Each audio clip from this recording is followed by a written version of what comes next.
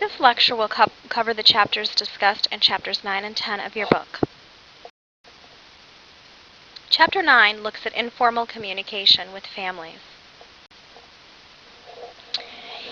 Communication is so important, and we have to remember that communication is not just originating from the speaker, but it also includes the person that's receiving the information. How is it that they are receiving the message that you really want to send?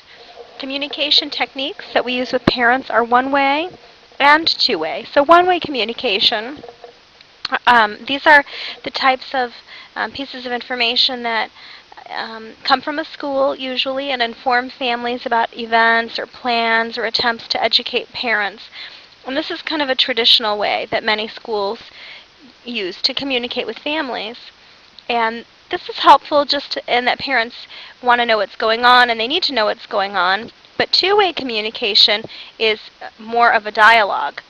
So parents feel that they have some kind of a say or some kind of an input in the decisions that are being made by a school. They're not just passively receiving all of the information, but in fact they have ideas and information that are helpful, and that they're kind of an equal partner in terms of that communication. We do need to use a variety of communication techniques. So reliance simply on the school's website or even flyers that come home or emails do not always work well for some families. Some families really read the bulletin boards but don't want to say much when they come to pick up their kids. Some families read everything by email but hardly look at flyers. Other families you may have to reach by giving them a personal phone call.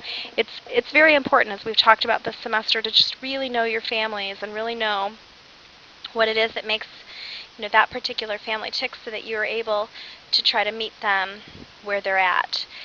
We have to use a variety of communication techniques, and it's on us to take the initiative.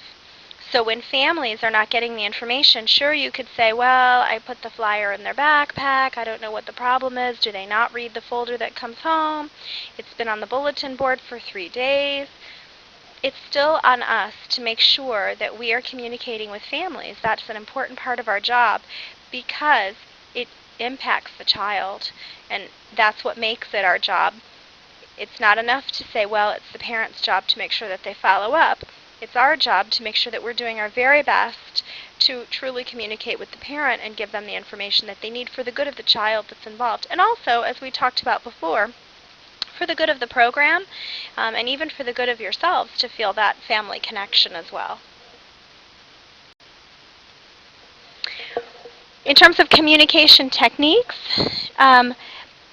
daily conversations work really well.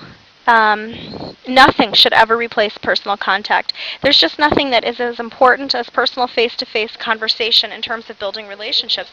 Emails are helpful, newsletters are helpful, bulletin boards are great, daily reports are fantastic. All of those things are good. But you really feel a connection with someone when you just have, that quick, you looked them in the eye and said hello and have a nice day. Oh, stay warm out there in the snow. There's something about that person-to-person individual contact that makes such a big difference. I liken this to the experience of calling, some kind of a helpline. It feels like so often if I need something like I need my cable box reset, or I have a question for the DMV, that I have to talk to 4 or 5 robot voices before I get to a real human. Sometimes I wish I could push a button that says press 1 for a real human, and that just really goes to show that actual daily conversation, there's just nothing like it to get a person to kind of help you work through whatever question you have or whatever resolution you're looking for. In terms of teacher strategies to initiate, smiling and saying hello first can be, it's just huge. What's important to remember here is that it is on us to help make parents comfortable. You just don't know either what baggage people are bringing to a program. They may have thought, oh, my teachers never liked me, and that might make them more reluctant. You just don't know. Telephone calls are great for keeping in touch with good news. We've talked before in the semester about how helpful it is to call. Every parent within the first few days of school before anything bad has happened and just say, I'm so delighted to have your child in my class. What a great little personality your child has. Oh, I think they're such a neat kid. That way, you've started to build a relationship before you have to come to the parent and say, well, we're having a bit of an issue with biting, or that we've had some hitting episodes. So that's helpful. Personal notes are great too. Kids love personal notes. Parents love personal notes. Just even a quick note that says, um, you know, Johnny had a great day today. That's great. The pre-printed happy grams that you can buy like in teacher stores, those are okay. They're a lot less personal. It doesn't have the same kind of impact as a personal, just a quick note does. I like to buy like those notepads that have little, fun shapes, like they look like an apple or a sombrero or whatever, and just write something quick on there, even if it's 1 or 2 sentences. Somehow people feel like that's more personal than the happy grams. Other things that you can do to communicate with parents, you can have bulletin boards, make them highly visible, change them frequently, take away articles. You've got lots of great resources, things that are in your binder that you can use for informational parent education things, just even what's going on in February. Sign up for different things. That all of those things are helpful. Electronic communication, we want to be mindful of privacy issues and family access. So if you're sending something to, schulfamily.com and my teenage son has access to it, then, you just need to kind of be aware that if you're sending something, about the child, that you want to know that you know for sure who all is reading that email. And then a daily news flash. I like this. Your book talks about how helpful it can be to just have parents kind of know what happened at school today. Oh, today we studied bugs. Well, that's great, because then parents in the car on the way home can say, oh, I hear you learned about bugs today. So, your daily news flash can be like your chalkboard or your bulletin board or your whiteboard that just describes very briefly 1 or 2 things that the children did or talked about that day. That helps the parents to build relationships with the children. It helps the children to understand that parents know what they're doing at school, and again, good for everybody.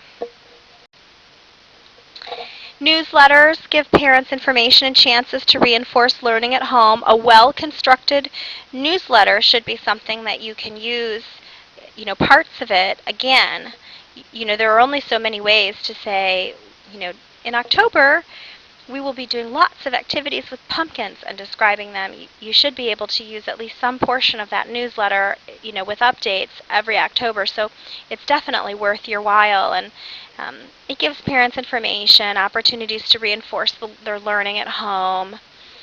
Other things that are very successful are like traveling suitcases, libraries, or literacy activities. These are the kinds of activities that you see in a Ziploc bag or in a canvas bag or something that goes home that the children do even with the parents, and it enhances parent-child communication. A lot of them are built around books. They're thematic.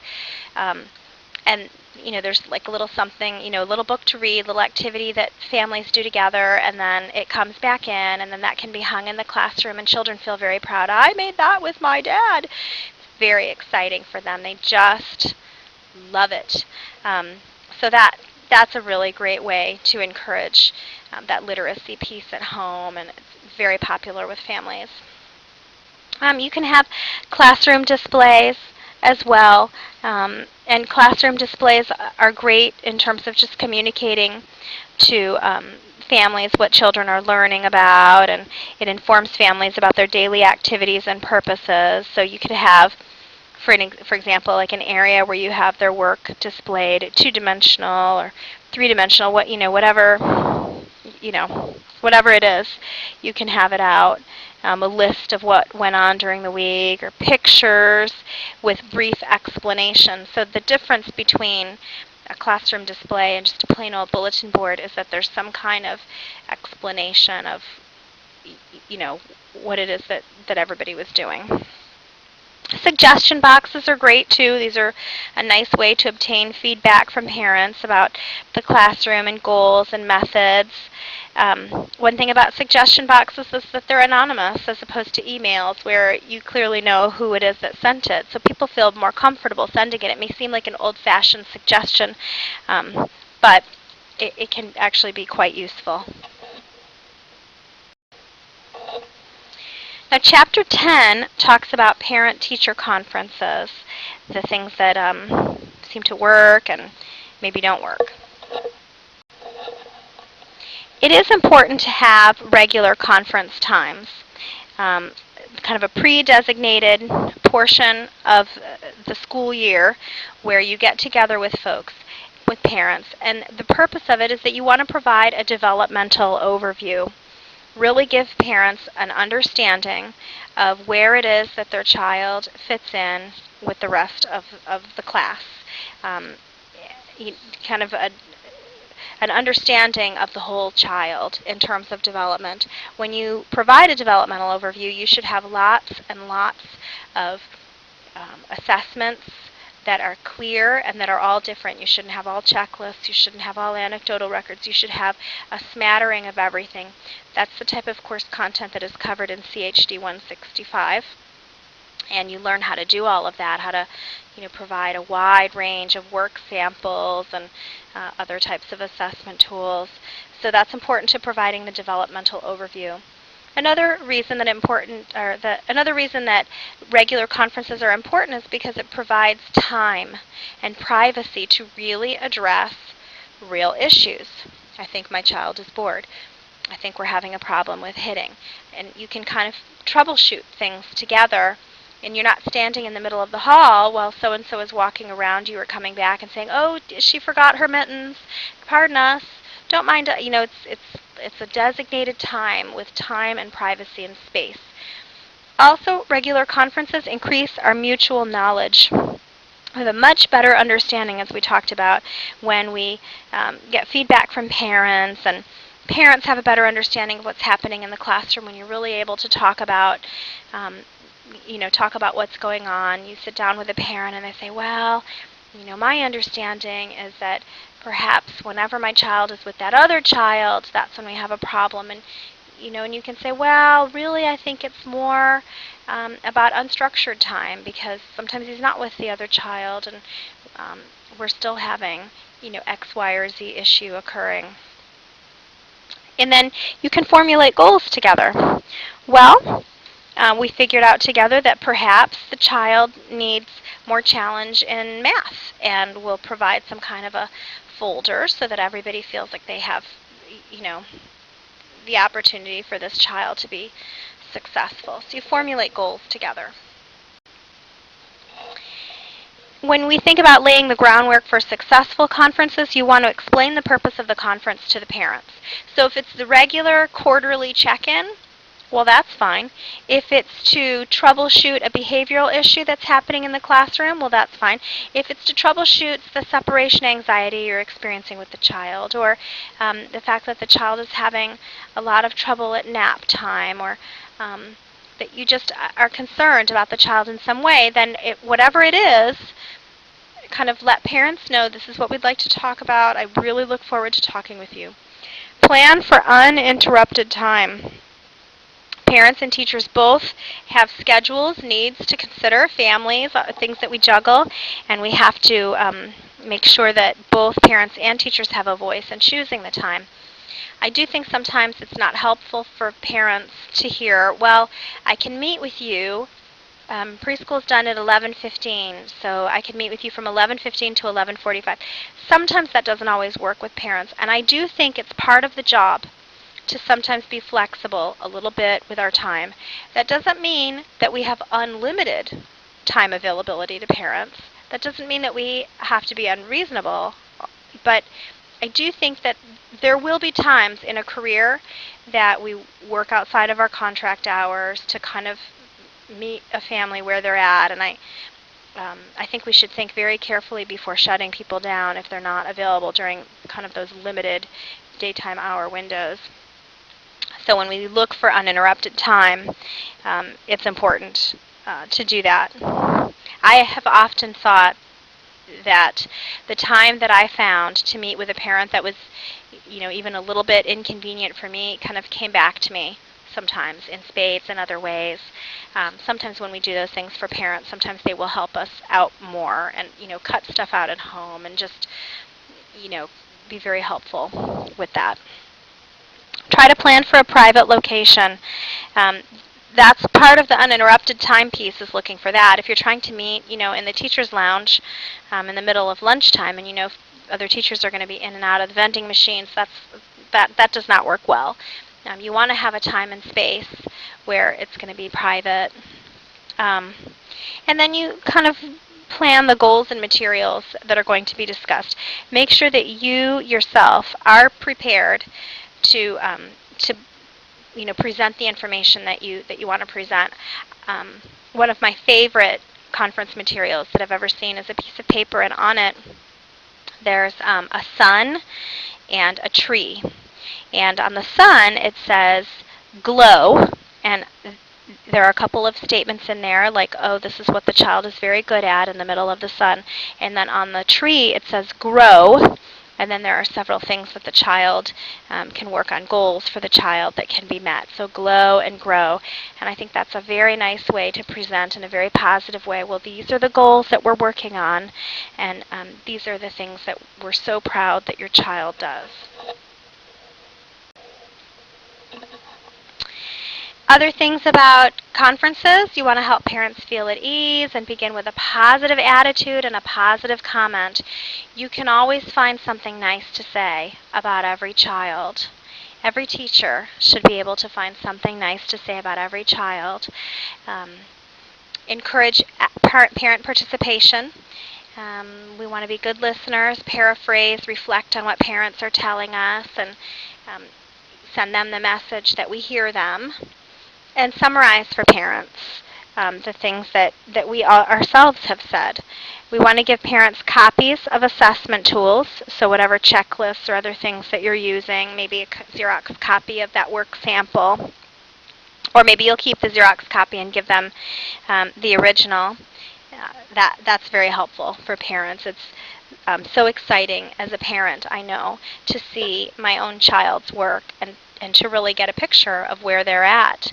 And then also very helpful, too, as a parent to understand, well, this is the benchmark or spot that we've reached, or this is how close we are to it. You can really get a sense of that. And as a teacher, I find that that's very helpful to give assessment tools, copies of things to the parents, because then they walk out holding something, feeling like, oh, okay, I know exactly what I'm going, now when I talk to my mom, I can share this with her. And so as a teacher, I feel very satisfied to give the parents something that they know that they can sit down and mull over later and share with grandparents or whatever it is. Some of the pitfalls that we can avoid in conferences is avoiding using technical terminology. These are the kinds of educators speak with like a legalese sometimes that I think we're not even aware of. And when we're talking about, all kinds of acronyms and things that parents are not as familiar with, I think that's a little off-putting. And then avoiding the role of expert.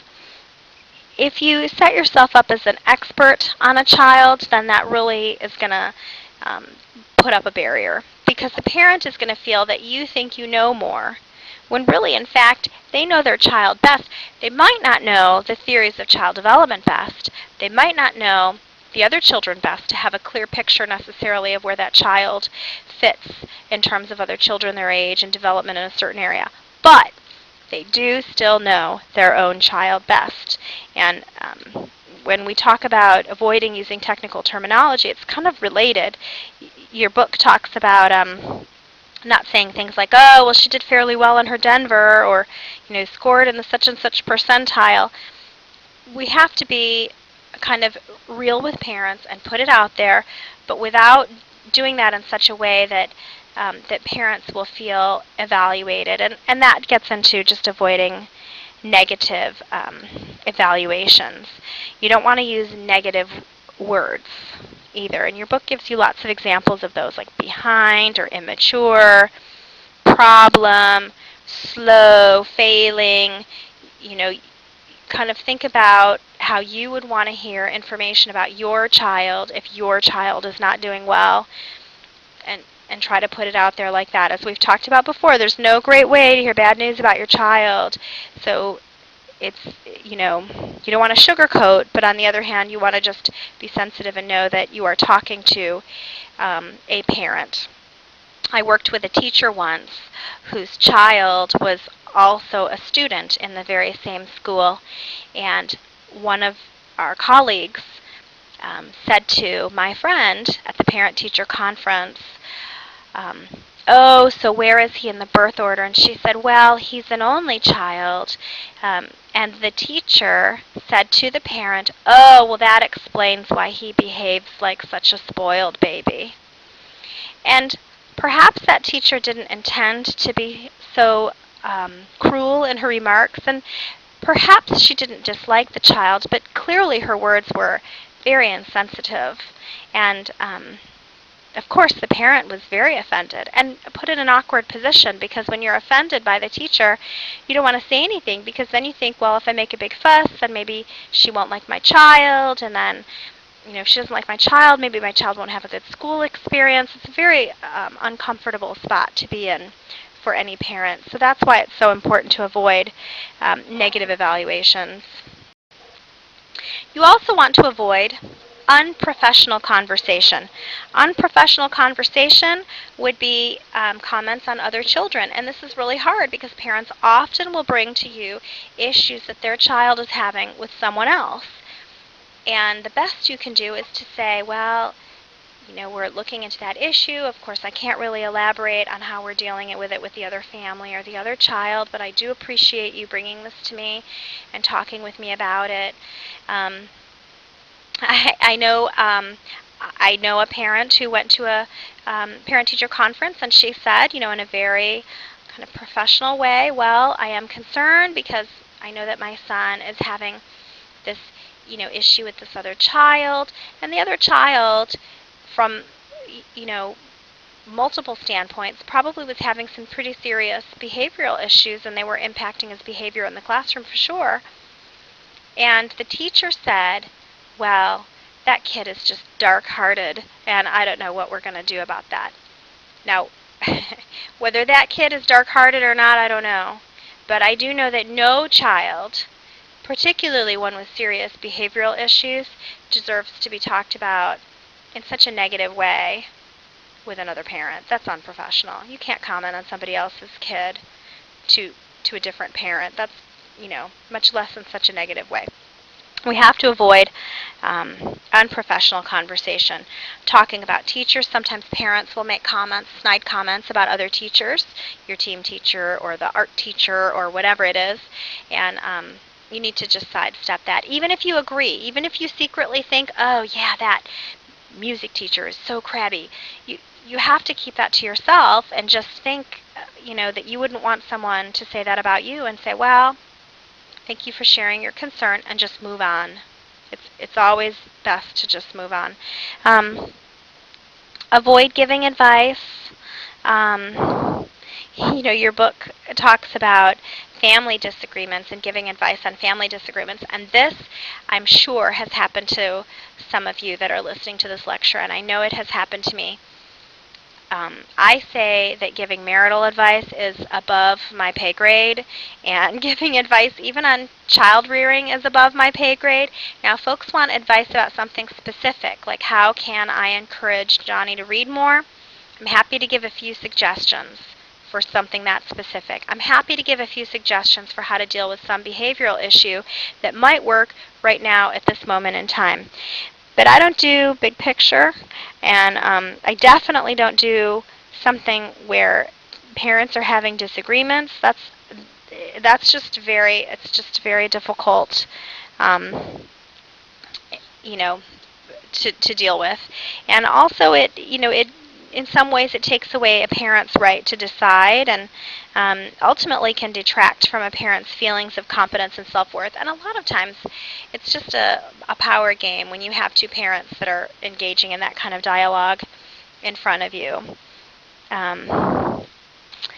And then also, finally, avoid rushing into solutions, because sometimes there's just not necessarily an easy fix or an easy answer. Sometimes a child is just going to have a tough year, and that tough year is going to be with you in your classroom and in that family, and that's just where they're at, and we just have to know that. So avoid kind of glossing over and rushing into solutions in that way. And then, ask yourself after a conference, like how prepared you were, how well you listened, how well you involved the parents, how valuable the conference was. Because parents are going to ask themselves that too. If it was useful, if it was helpful, if they got new ideas about their child. And this is a particularly important process to engage in when you have a conference that does not go very well, to kind of go back and reflect how well it went. And in conclusion, we're constantly striving and reaching to meet parents where they're at, and this is for the good of children. If we remain focused on this, it will help us to be successful.